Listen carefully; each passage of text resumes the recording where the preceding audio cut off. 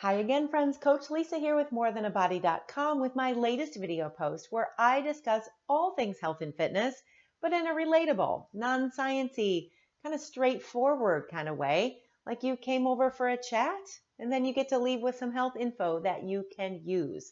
So let me start today's video with a question. What do Steven Spielberg, Thomas Edison, Walt Disney, and my own mom have in common? A little known but important attribute called self-efficacy. I see you. You're like, Lisa, I don't know what that is. Self what? Self-efficacy. So in this video, I'm going to explain to you what self-efficacy is and why it is required. Let me repeat, required to achieve your health and weight loss goals. Most importantly, at the end of this video, I'll tell you how you can get a little bit more self-efficacy in case you're running a little bit short. So let's start with what is self-efficacy? Well, simply put, it's your belief or your confidence in your ability to succeed in a specific situation or to accomplish a task. And this belief plays a significant role in how you approach your goals. Those people that I just mentioned a moment ago, they all had unshakable belief that they could accomplish what they set out to do. Their goals were very different, but they all had no doubt that they would achieve them, even against the odds. Steven Spielberg was rejected by many film programs at many colleges. Walt Disney was told he was not creative. Thomas Edison persisted in his quest to create the light bulb after 10,000 failed attempts because he believed that he would accomplish what he set out to do. Thank goodness for all of us that they all had self-efficacy, or we'd never have some of our favorite movies. We'd never have anything Disney. Can you imagine a world without Disney? And we might not even have the light bulb. And thank goodness for me that my mom had self-efficacy, because I believe it was a key component to her beating cancer. Not once, but twice. I will forever remember the day I got the call from my mom when she told me she had cancer. She said, well, I have cancer and I start treatment on Tuesday, and this is how long it's going to take, and these are some things they're going to do in the treatment, and then I won't have cancer. So I just thought you should know, and do you have any questions?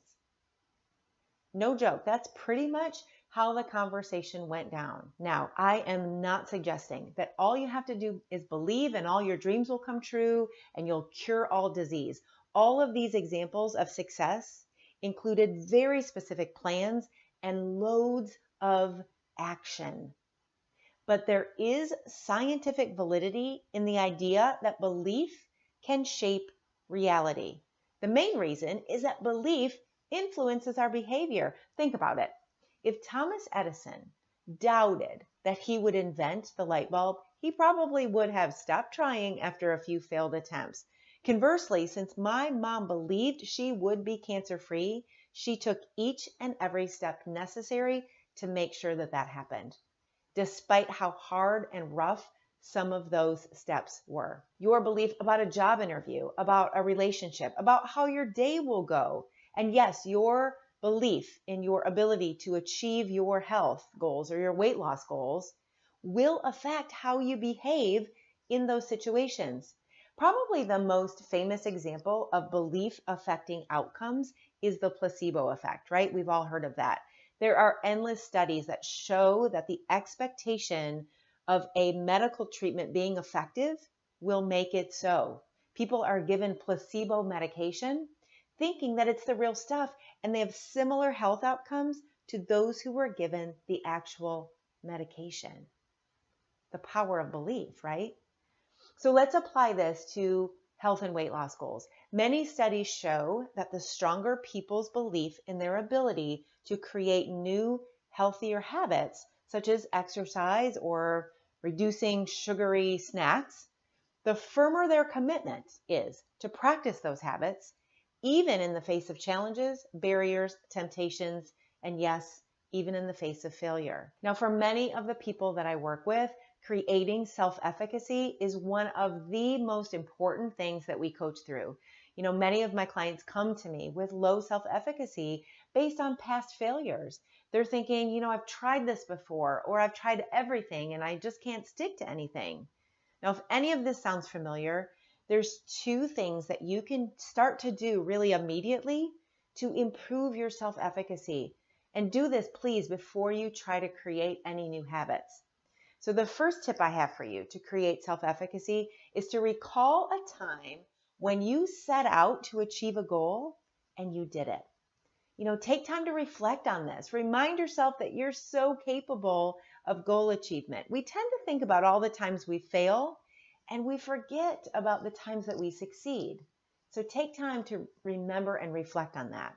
My second tip for creating self-efficacy is to practice super, super small habits one at a time. The idea is to build confidence, build momentum, build that self-efficacy with the small things so that it is there and it is ready and it is strong for the bigger habits and behavior change that you go after. So there you have it, friends. I told you I'd be straightforward and non-sciencey. We've learned what self-efficacy is, why you need it, and a couple ways of how you can get more of it. I really do hope this information is helpful to you and you'll put it to use the next time you take on a health goal or try a new healthy habit. Now, if you like this video and you want to make sure that you don't miss any of my new video blog posts, I'd love it if you head to my website, if you're not there already, and join the More community for free. You can either do it on my blog page or you can find a link in the bottom menu of my webpage. Now, if you want to help me improve the health of other people, please share this video with your family and friends. I would so appreciate that. And thanks as always for spending a few minutes of your precious time with me, and I will see you next time.